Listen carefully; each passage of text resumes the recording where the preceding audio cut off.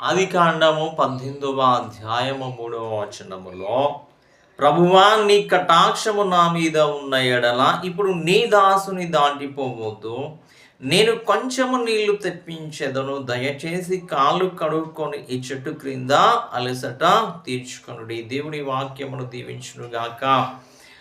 మనం గమనించినట్లయితే ఆదికాండం 18వ అధ్యాయం 1వ వచనములో, అబ్రహాము తన గుడారపు ద్వారం ముందు కూర్చొని ఉండగా ముగ్గురు మనుషులు వచ్చినట్టుగా మనం గమనించవచ్చు. ఆ ముగ్గురు మనుషులు ఎవరో కాదు, తండ్రి, కుమార, పరిశుద్ధాత్మ త్రియక దేవుడు. ఎప్పుడైతే అబ్రహాము వారిని గుర్తించాడో వెంటనే తన గృహంలోకి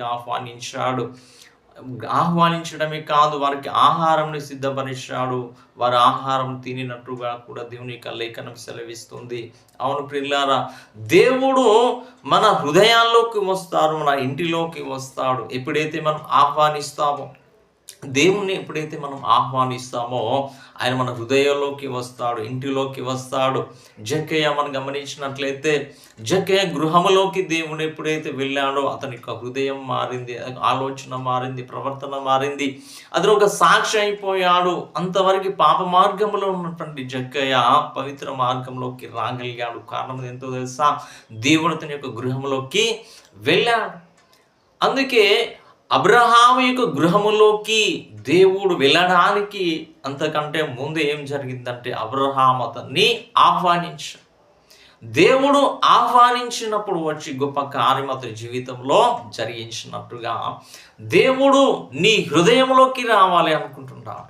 ఎప్పుడైతే నీ హృదయంలోకి దేవుని ఆహ్వానిస్తావో, ఇల్లు అనగా హృదయం, మనుషుని యొక్క హృదయం, ఆ హృదయంలోకి దేవుణ్ణి ఎప్పుడైతే ఆహ్వానిస్తారో దేవుడు గొప్ప కార్యాలు చేస్తాడు. హృదయం మారిపోతుంది, ఆలోచన మారిపోతుంది, బ్రతుకు మారిపోతుంది.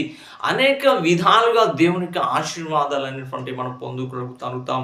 దేవునికి రాజ్యంలో ఉన్నతమైనటువంటి స్థలాన్ని కూడా మనం పొందుకోగలుగుతాం. మనం గమనించినట్లయితే ప్రకటన గ్రంథం 3వ అధ్యాయం 20వ వచనములో, నేను తలుపు నొద్ద నిలుచుండి తట్టుచున్నాను, ఎవడైనను నా స్వరము విని తలుపు తీసిన ఎడల